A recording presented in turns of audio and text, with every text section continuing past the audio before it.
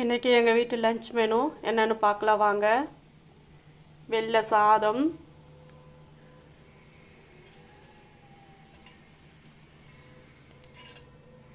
கீரை பருப்பு கடையல்,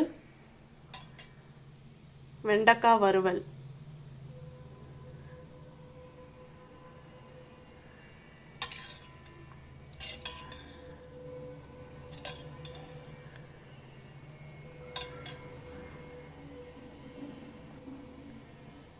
இதுதான் இன்றைக்கி எங்கள் வீட்டு லஞ்ச் மெனு.